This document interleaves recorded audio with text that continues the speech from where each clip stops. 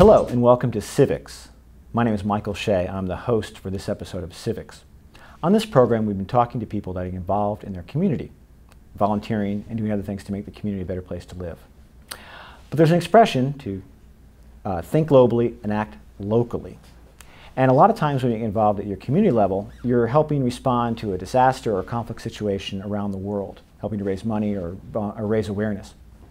So today we're very happy to be joined by Brenda Barrett, who has a long history with working in natural disasters and post-conflict situations around the world.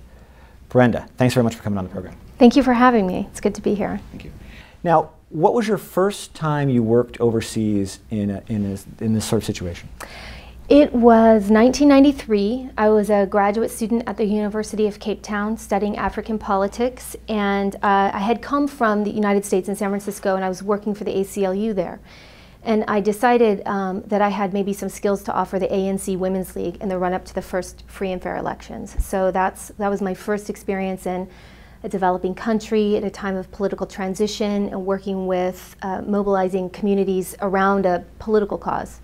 And that's where it all started. Right. Which must have been a very inspiring time. First elections in South Africa. It was amazing. It was amazing for, looking back, I mean, it's been exponentially more interesting and I think important for me as a kind of a touchstone.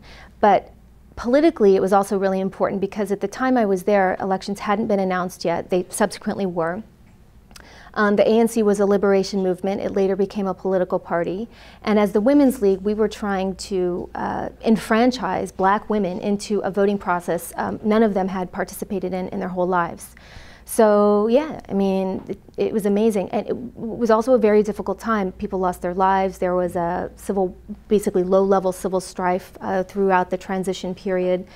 But they had someone, I think that the reason why it maybe went as smoothly as it did is they had a lot of involvement of civil society, a lot of academic involvement to create a very managed transition. It was very methodical. I mean, I remember vividly looking at different flags that were being presented to be the new national flag or the national anthem, the new national anthem, Nkosi Sikeleli. It was illegal to say that under the apartheid regime, and now it's the national anthem.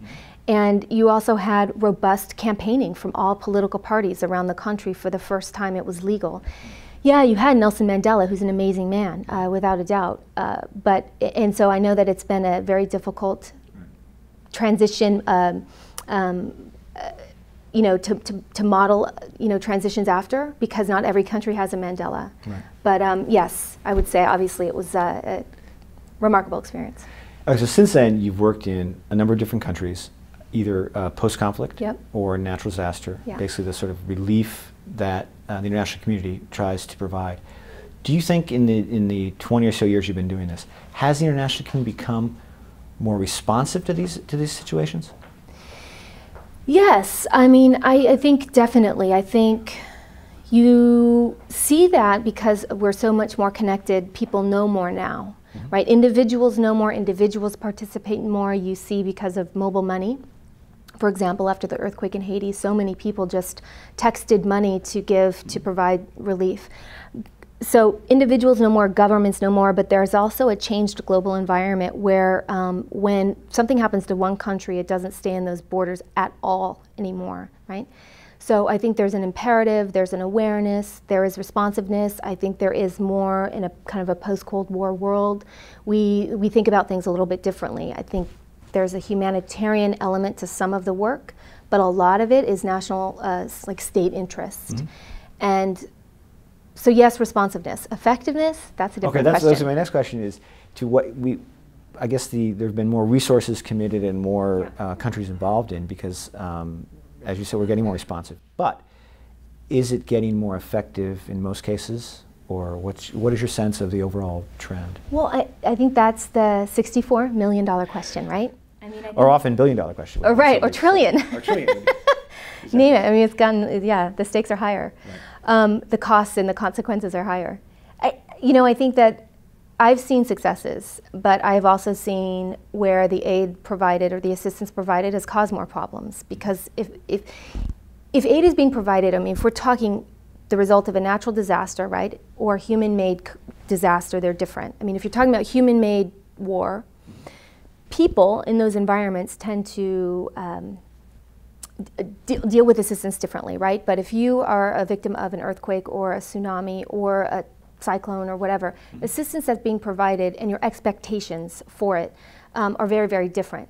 But over time, the amount of aid pledged can become a football in a game between different parties in a country, and it can make things worse. So if a conflict exists in a country, and then a natural disaster happens on top of that, like when I was living in Sri Lanka and the 2004 tsunami hit, you know, in the beginning, it was actually something that could have been the reason there was a negotiated settlement to the conflict. The entire country, almost the entire country, was affected by it. There was universal outpouring of assistance internationally, but locally from non-affected tsunami communities. But it was very quickly politicized, and in my estimation became one of the leading causes to the abrogation of the ceasefire agreement and the resurrection of the war. So, I mean, it's a long answer. The short answer is it can be effective. It's not always. But just to follow up on Sri Lanka, so eventually there was a new ceasefire agreement.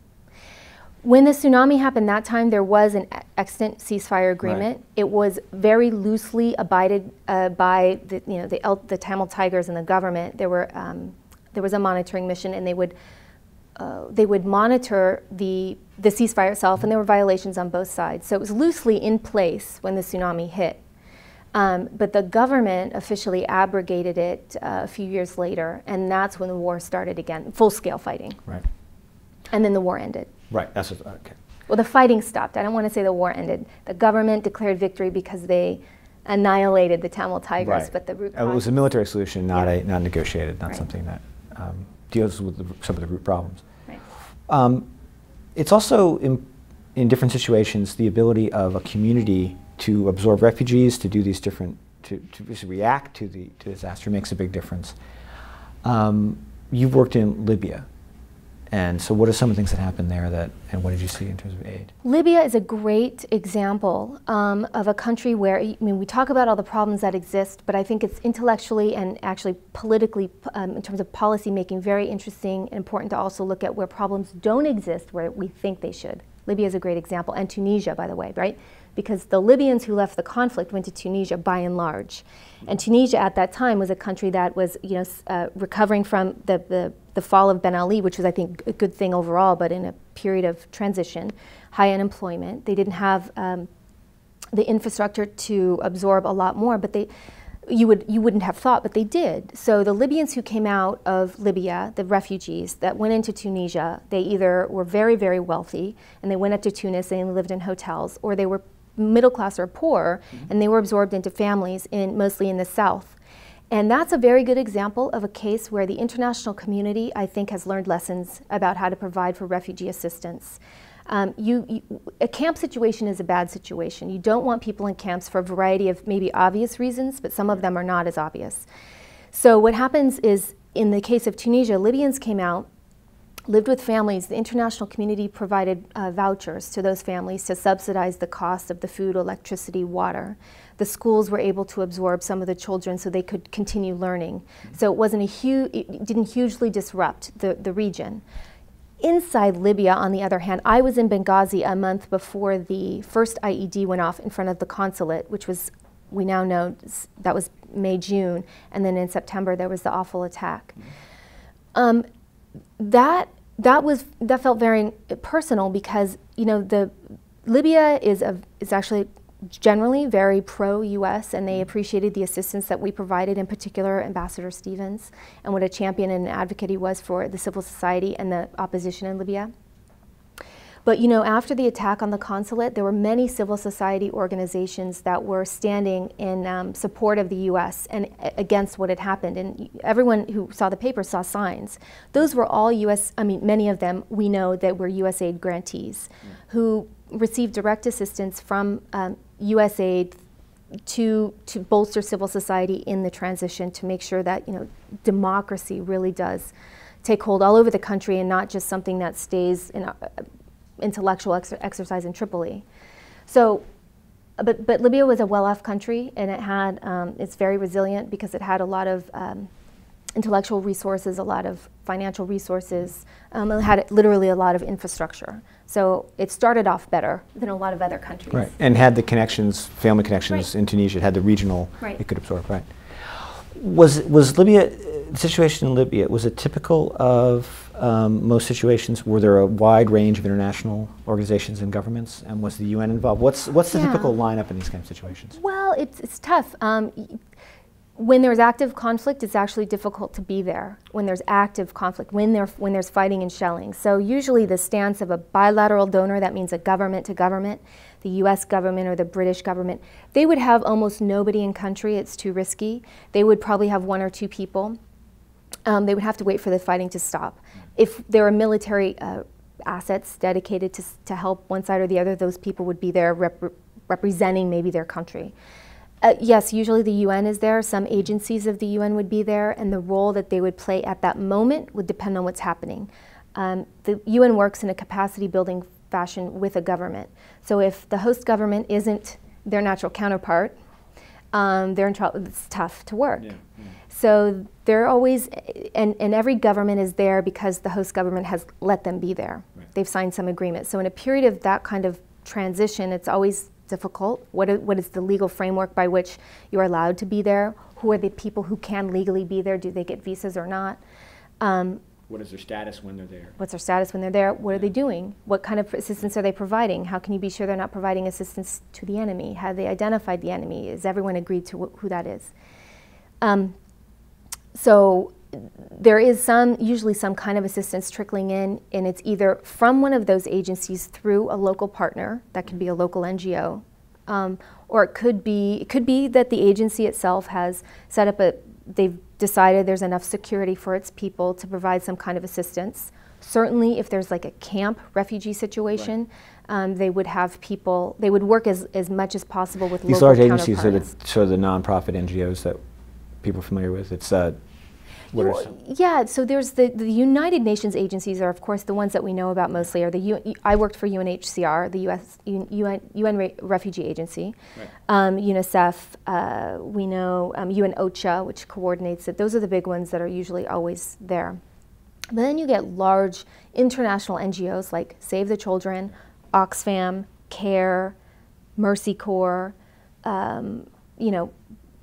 They also usually are recipients of some kind of funding from a government, maybe from a UN agency, to do some particular kind of work in that setting. Because it's easier for them to have people in the country than a foreign government. And sometimes because maybe they've been working there for years, doing something else. Right. So they're already established. Meaning that it's safer. I just meant easier in terms of they'll be allowed in. Yeah, and they're already there. Or they're already there. And then you have you do have for example, the ICRC, and that they're very, very well known for being in the middle of conflict and being that neutral and, well, I think there's a difference between neutral and impartial, but they are the people that, they're the organization that's very well known and respected for being able to talk to both sides, dealing with prisoners on both sides or civilian casualties. And then sometimes if there's a negotiated settlement or there's an attempt at that, you see the UN, for example, would assign one person we've gone through, I think, 2 for Syria now, right? I think we're on the second attempt. Yeah. So they're trying to negotiate a settlement, outside of Syria to try to bring an end to the fighting. So it's on behalf, for example, of Syria, but it's not inside of Syria. They are making sure that actually, in the case of Syria, tens of millions of dollars are going to provide assistance for IDPs, internally displaced people inside Syria, and refugees in the region to support Syrian refugees. And that's everybody I just mentioned, plus some. Is there a tendency to have a rush of activity, and then even though the problems are more long-standing, once the international community loses its focus a little bit? Because I remember when the earthquake in Haiti hit, I was at a meeting with AID actually, and it was one of those things, people started in the middle of the meeting hearing what was going on, and people started contacting people they knew there. Yeah. And you get this immediate, because that's what you can do now. But I'm thinking about in terms of money being pledged and the groups being active. Is there a bad habit of a lot of a rush to action when maybe they can't absorb it, and then 6 months later, when the needs are still as great, you maybe have less attention. Is that? Yes. Well said. Yes. I mean, okay. And it's so it's annoying as a development professional to see that, because that happens every single time, and it's disheartening. Right. But I do think that, you know, what the good thing is that you see that people genuinely want to help, right? Governments want to help, people want to help. That's a good thing. I say that and we don't want to stop that, right? Foreign assistance is incredibly important. Giving money to organizations that are doing good things in your community, locally or globally, important, very important things. I think that people need to know sometimes they get nervous about giving money, but money is the best thing to give. Yeah. And unrestricted money. I'll give you an example. Doctors Without Borders, MSF, was in Sri Lanka when the tsunami, they came to Sri Lanka as soon as the tsunami hit. And they airlifted in a hospital. I mean, they are amazing. And they saw that, you know, there's too much happening here. There's too much assistance, there's too much money, and and they left. And they realized, and I respect them for this very much, that unless organizations were able to use the money being given for that particular disaster in an unrestricted way, this could make things worse.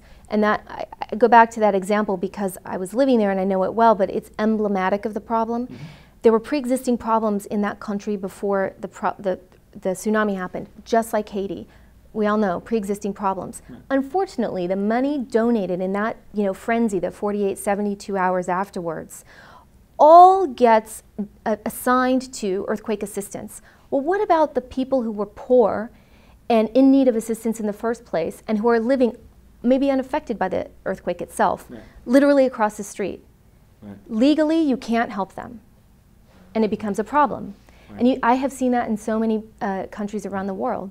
So, you know, I urge everyone involved to look at, you know, the people giving the money, to say, listen, I trust you as an organization to use it, report out on it, I want to know how it gets spent. But if you as a development professional are telling me that this money could go to a community improvement program that would help, you know, those earthquake victims plus the pre-existing poor people or sick people of Haiti, go for it. Right, because that actually explains a lot why an earthquake in Haiti is so much worse than maybe an earthquake in other places. Yeah. Because of the context and the surrounding underdeveloped and the needs that are already existing. Well, unfortunately, we have a great counterexample to that. 1 month later, the same magnitude earthquake hits a country in South America that we scarcely know about, right? I don't even think, not to minimize the deaths, but I don't even think there were 10. Right, right. You know, and versus 300,000. Right. Right, in Chile. Right. So what are some other successes that you've seen? You know, I've seen a lot of individual successes, and people. It's a good story, but I know that people want to see aggregated information and impact. I'll get there by starting with a lot of places I've worked that I've been for several months, if not years. I've had the luxury of getting to know the community, and that's vital, it's essential. And then knowing I work in the field of conflict and post-conflict, so therefore conflict prevention work. Right. And when you start to figure out why people fight in that area, you can then start to design, we'll call them projects or activities, to help prevent that reemergence.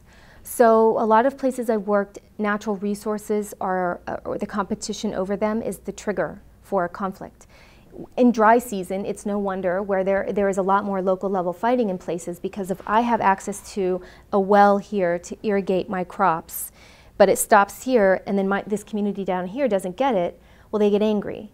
Really, it's a resource problem. We probably need another well here, or maybe we need to look at different crops that don't need as much water, or maybe we need to look at soil fertility and add some, you know, trees that feed nitrogen to the soil, whatever. When you're in a place for a while, you begin to see that people don't want to fight. Right. They don't naturally hate each other. They're usually good reasons. And so trying to figure out what that is and address it, I have seen my success is judged by the fighting that didn't happen, right? But you know, trying to aggregate that into something more meaningful, I think that's the challenge of a development industry today, is how can you really convey that you are making a difference, that you're solving a problem, especially if the problem is it didn't happen as a result of your work. Right. That is much harder to show or not show, yeah, as the case may be. But then in terms of just the maybe how smoothly it went, or how effective the immediate work was, are there cases you can think of that were particularly good? You mentioned Libya as being a good case. The international community learned lessons and acted appropriately. Are there other cases you can think of that? Yeah, I mean, I think if we're talking about, it depends on what we're talking about. If we're talking about immediate humanitarian assistance, or if we're talking about that post-conflict general assistance to civil society, it's all kind of different. When it comes to humanitarian assistance, water, food, shelter, I think the international community, the UN agencies are well known, but also our other large, almost every government you can think of a Western industrialized nation has some resources dedicated to providing some kind of assistance, especially if it's in their backyard. Right. But I have looked at specifically recently where natural disasters hit, because they're political events. I mean, they are natural, events, but their consequences are political. They are political events, and so where have they made things better? And there were earthquakes in Turkey. There was an earthquake in Turkey, and the Greeks helped with that. And there was a kind of obviously Greeks, not obviously, but there's historically been a problem, right, between the governments of Greece and Turkey, and that provided an opportunity for a détente, where assistance was provided, across the border, and it really improved relationships. There are lots of examples of where that's happened, and where that could happen. I think the situation with refugees from Libya, but also from Syria, is another good example of the way the internet. Okay, this is my opinion, right? It's really hard to know why, but it is interesting that Jordan, Lebanon, and Turkey have been able to absorb the refugees from Syria without itself becoming a destabilizing, problem in those countries. I think the way the international community is providing assistance to the host families and the way those particular governments are dealing with it is impressive. Based on they have a history of having to deal with it. To some extent. Absolutely. I mean, in the case of Jordan, you're absolutely right? They've been dealing with Palestinian refugees for a long time. I do think, though, that Jordan has its own set of problems. If you look at the Arab Spring and each country in the region that had its Arab Spring, Jordanian youth might be saying, hey, we want ours, and some people would say the response of the Jordanian government has been to open up and provide some more freedoms, so there hasn't been that clash that we saw in other countries. So, I mean, I think Jordan deserves a lot of credit, but that's the point. It's that each government has to be responsible for what happens within its borders. And we've seen some governments do it really well, and we've seen some governments totally abdicate responsibility for refugees and then for IDPs in their country. And in that case, I think there's very little that the international community can do. But in the cases where it's working with them, there's a positive role for the international community? In terms of, is there a positive role beyond a commitment of resources? Is there a coordinating? Is there leadership? Is there? I think so, yes. Yeah. I mean, yes, usually there's a coordinating, there's usually an attempt at the capital level, at least, maybe in addition to outlying areas, where all assistance is coordinated. But I would say, as a practitioner, I am mostly working in the field, and I see that as a huge problem. The coordination of assistance, especially immediate post, like if it's a disaster, it is chaotic. Maybe you don't have electricity, maybe you don't have water. If you've been living in the country, you're better off because you know the terrain, but if you're new to it and you've been asked to go in to provide assistance, it could be a disaster. You don't know what you're doing. Right. In that case, you can make it worse. But there's an awareness of the problems in every entity, whether it's a government like USAID, or if it's the UN agencies, or if it's another bilateral donor or UN or a NGO. Right. Everyone's trying to do the information coordination and assistance provision thing better. The UN has what they call the cluster system. Each cluster, health cluster, or education cluster, or protection cluster, protection of human rights, and that's theoretically the way you should engage in providing assistance, because that is the entity that's usually designated as the entity that coordinates assistance. Easier said than done, though, because there are a lot of issues always at play. The U.S. government, for example, sometimes has restrictions on the kind of assistance you can provide. You can't provide assistance to a designated terrorist organization, right, whereas other organizations don't have those restrictions, or other governments don't, and so they would. So it would be harder for an American-funded enterprise to participate in that system, because we don't work the same way. But do you think there's an agreement on the system? I mean, you know, obviously it's not going to be a perfect system, but do you think that's a direction that's will get better over time, or will I think there's an agreement. It's hard to say. I think there's an agreement that there is a problem, right, and that this is a step closer to a solution. But there's not going to be one big solution.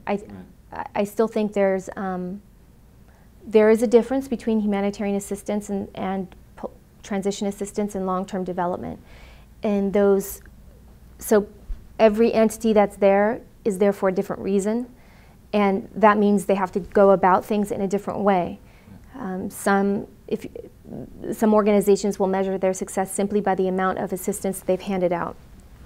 Other organizations are going to measure their success over time by how many children go to first grade, and you know, are retained in elementary school. Other entities are going to you know, measure their success by how many youth they can justify they prevented from joining a violent extremist movement. It just, so I think we're getting better at it. I think we know that there's a need for coordination, but as much as I think it makes sense to have that one body that everyone, you know, participates, I don't see that happening. Right.